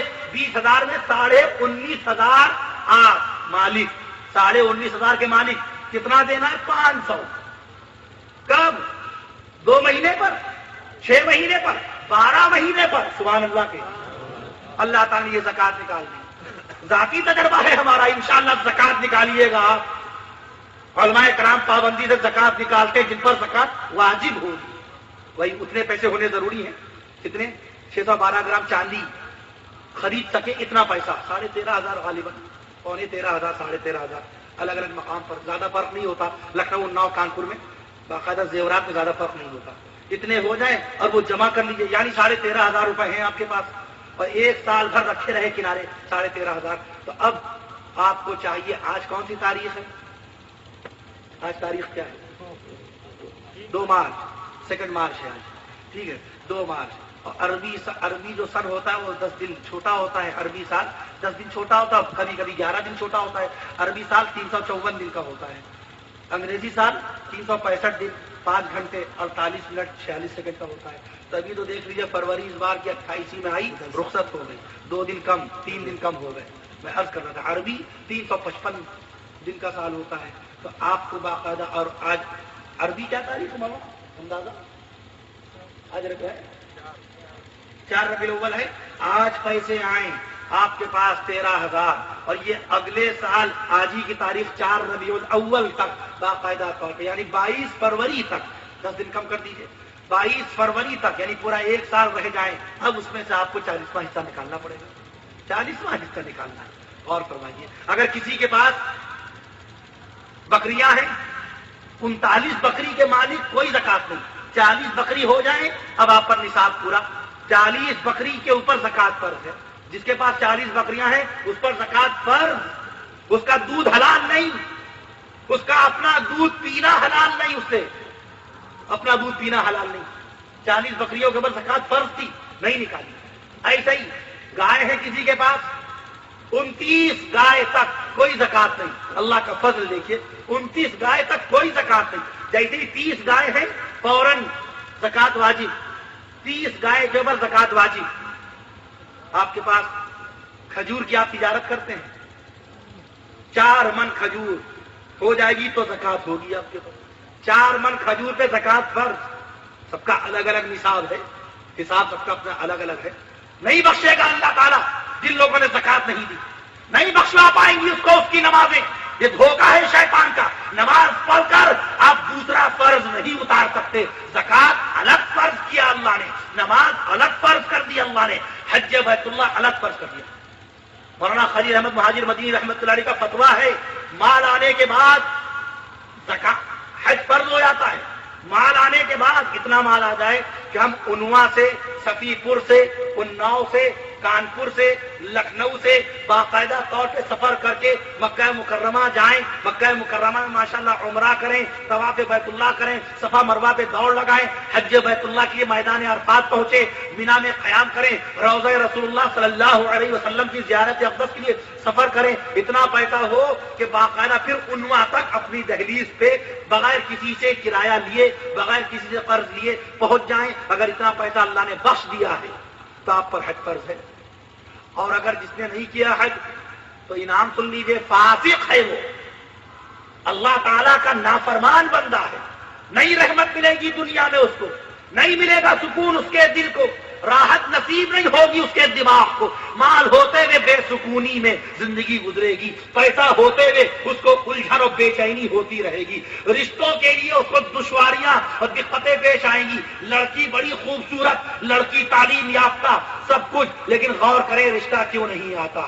ہم نے اللہ کے بھی حق ادا نہیں کیے۔ اللہ کا حق کیا ہے؟ نماز اللہ کا حق ہے، روزہ اللہ کا حق ہے، زکوٰۃ اللہ کا حق ہے، حج بیت اللہ اللہ کا حق ہے، ایسے ہی باقاعدہ طور پہ، اور نہ ہم نے بندوں کا حق ادا کیا، پڑوسی کا کوئی حق ادا نہ کیا، پڑوسی سے کبھی شریعت میں تو یہ ہے اپنی دیوار اونچی کرو، اگر تقویٰ پرہیزگاری کا بہت اونچا معیار یہ ہے کہ اگر دیوار اونچی کرو تو پڑوسی سے جا کے ایک مرتبہ پوچھ لو، سنیے ہم اپنی دیوار اونچی کرنے جا رہے ہیں، آپ کو پریشانی تو نہیں ہوگی؟ میرے دیوار اونچی کرنے سے دھوپ تو نہیں رک جائے گی جاڑوں میں، گرمیوں میں ہوا تو نہیں رک جائے گی؟ اتنا بڑا معیار شریعت نے رکھا ہے، یہ اعلیٰ درجے کا معاملہ ہے۔ لیکن اب کوئی ایسا بھی نہ کرے، پڑوسی بھی تو ترم خواہ ہیں آج کے، پوچھنے پہنچ جائیے، ہاں بھیا ہمارے یہاں ہوا نہیں آئے گی، اس کو نہ اٹھاؤ، تو اللہ تعالیٰ تو اس کا بھی دل دیکھ رہا ہے۔ بندوں کا کوئی حق ادا نہ کیا، اماں کا کیا حق ادا کیا؟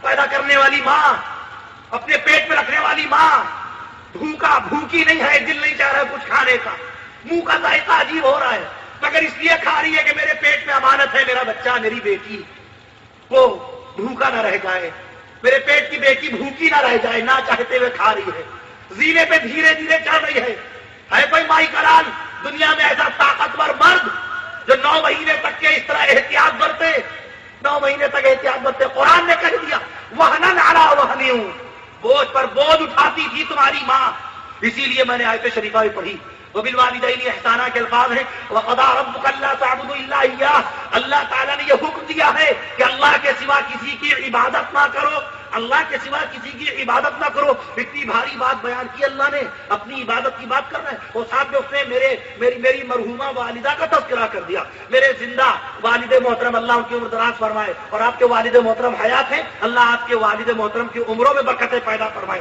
آپ کی والدہ زندہ ہے، اللہ آپ کی والدہ کی عمر کو حضرت نوح علیہ السلام کی عمر عطا فرما دے، اللہ تبارک و تعالیٰ ان کی عمروں میں برکتیں پیدا فرمائے۔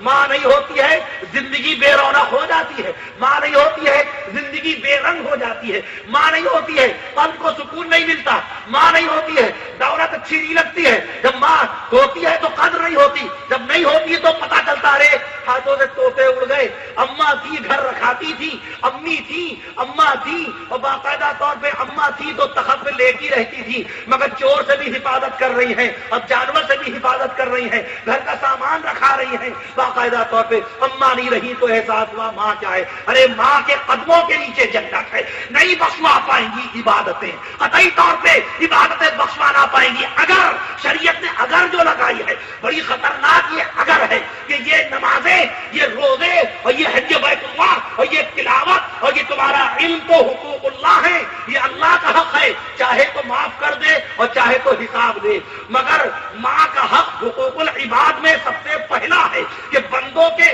جتنے اللہ کے بندے ہیں ان جتنے بندوں کا جو حق ہم پر بنتا ہے اس میں سب سے پہلا اور سب سے بھاری حق ہماری ماں کا ہے، پیدا کرنے والی ماں۔ شادی کے بعد شادی ہوتے دیر نہیں لگتی، ماں سے بدتمیزی شروع، بیوی آئی کالج یونیورسٹی کی پڑھی ہوئی، لکھنؤ یونیورسٹی کی آئی، اس کو معلوم ہے میری ساس ٹھیک سے اردو نہیں بول پاتی، میری ساس کی زبان صحیح نہیں ہے، آون جاون کی زبان ہے میری ساس کی، ایبا جگیبا میری ساس بولتی ہیں، لیکن ساس کے اوپر روب جمانے کے لیے انگلش لینگویج بات کر رہی ہے، hello mom please tell me now what you doing, اس طرح کی بات کر رہی ہے، ان سے پوچھ رہی ہے، ارے کسی انگلش داں سے بات کرو، تو پتہ چل جائے کہ کیا تم جانتی ہو. What you know about the English language? کیا جانتی ہو انگلش زبان؟ کیا گرامر جانتی ہو؟ What you know about this? Tell me how many kinds the language of the world. کتنی جانتی ہو زبان تم؟ اس اپنی ساس جس نے تم کو ڈھونڈا، جس نے تمہارے لیے کپڑے خریدے، تمہاری ساس نے تمہارے چہرے کو پسند کیا. ورنہ تمہاری خوبصورتی کے باوجود اگر تمہاری ساس ریجیکٹ کر دیتی تو تمہاری ہمت نہیں تھی کہ تم بھاگ کر کے اس گھر میں آ جاؤ بہو بن کر کے.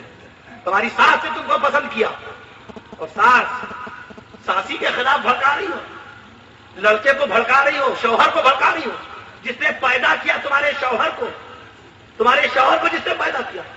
اور آج کے نافرمان بے شرم بے حیا شوہر شرم نہیں آتی بیوی کے کہنے پر اپنی اماں کا حساب کرنے لگتے ہیں.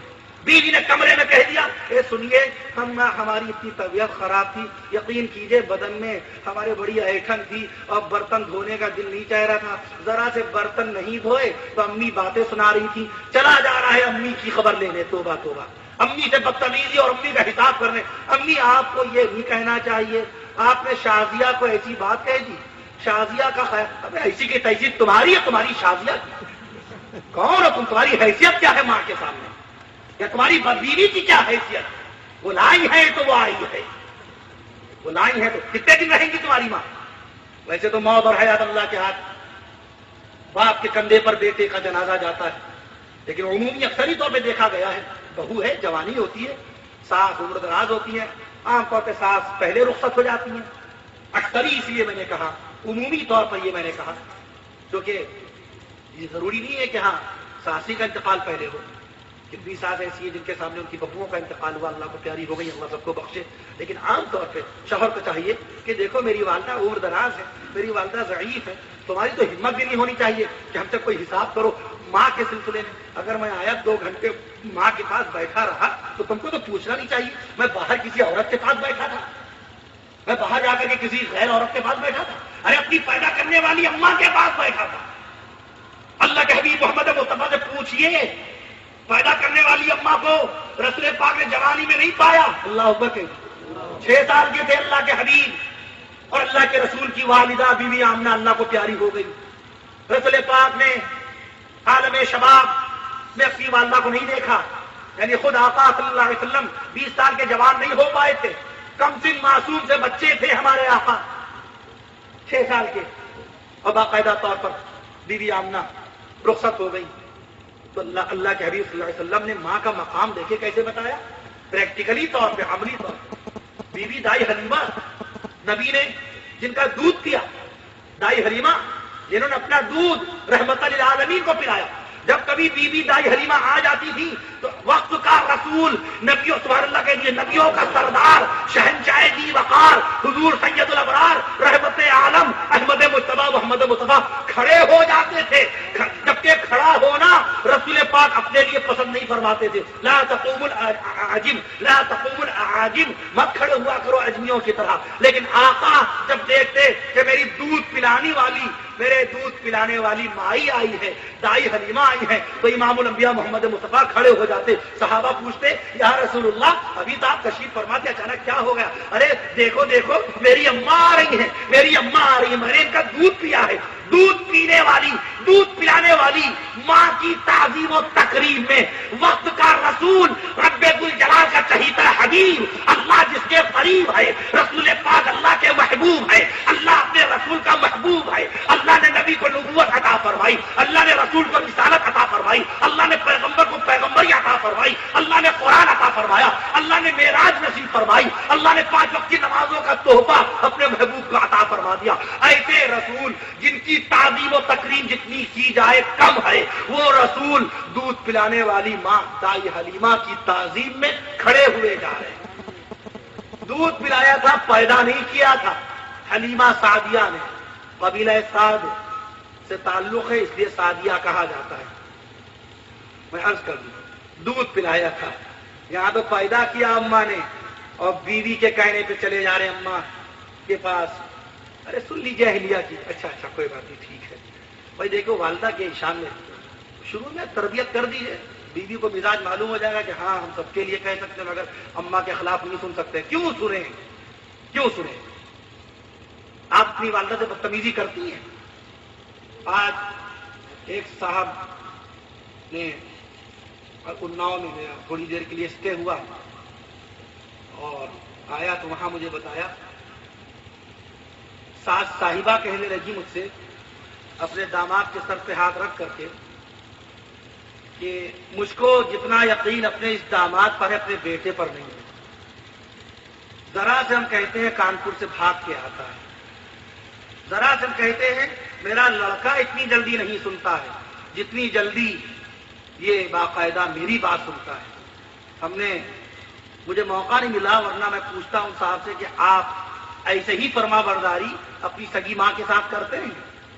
آپ کی سگی والدہ کا بھی یہی بیان ہے آپ کے متعلق؟ آپ کی ماں یہی بیان دیں گی کہ میرا بیٹا میری آواز سنتے ہی بھاگتا ہے، دکان بند کر کے بھاگتا ہے، گاڑی لے کے بھاگتا ہے جیسی میری خبر سنتا ہے؟ ساس کہہ رہی ہیں، ساس اس لیے کہہ رہی ہیں کیونکہ ماشاء اللہ سچا فرما بردار داماد مل گیا ہے ہندوستان میں. ارے یہ تو کہو اللہ کا فضل و کرم، قرآن میں اللہ نے منع فرما دیا کہ میرے علاوہ کسی اور کی عبادت نہ کرنا، میرے سوا کسی اور کی عبادت اگر کیا تو جھونک دوں گا جہنم میں. سوچ لو میری ذات کا شرک نہ کرنا. اگر کہیں اللہ تعالیٰ نے اپنی عبادت منع نہ کی ہوتی، غیر اللہ کی عبادت منع نہ کی ہوتی، اپنے سوا کسی اور کی عبادت اگر اللہ نے منع نہ کی ہوتی تو ہندوستان میں اللہ تعالیٰ کے بعد داماد ہی کی عبادت ہوتی. اتنا مانا جاتا ہے داماد. پوجا ہوتی ہے.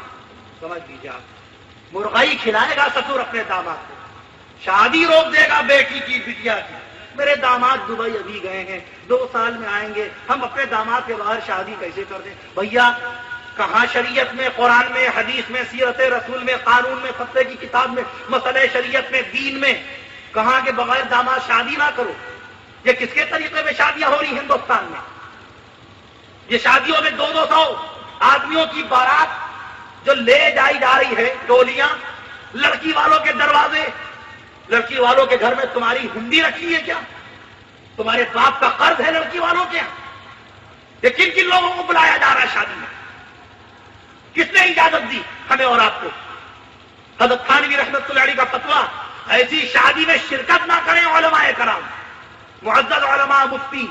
جس شادی کے اندر غیر شرعی رسومات، لغویات، خرافات، آج ہماری شادیاں توبہ توبہ، یہ بینڈ باجا، یہ دھوم دھڑاکا، یہ تماشا، اور یہ گھوڑے پہ بیٹھ کے آنا، یہ صحرا باندھنا، اور یہ اتنی زبردست آتش بازی، لاکھوں روپے آتش بازی میں، اور یہ بندوقیں چھڑائی جاتی ہیں شادی کے اندر، اور یہ سلام کرائی، اور یہ جوان جوان لڑکوں کا آپ کے گھر میں آ کر آپ کی بہن جو دلہن بنی بیٹھی ہے، وہاں آپ کی چچا زاد بہنیں، خالہ زاد بہنیں موجود ہیں. دولہا جا رہا ہے گھر کے اندر یا میرج ہال کے اندر جا رہا ہے، اور وہاں آپ کی چچا زاد بہنیں اور خالہ زاد بہنوں کو گھور رہا ہے، بد نظری کر رہا ہے.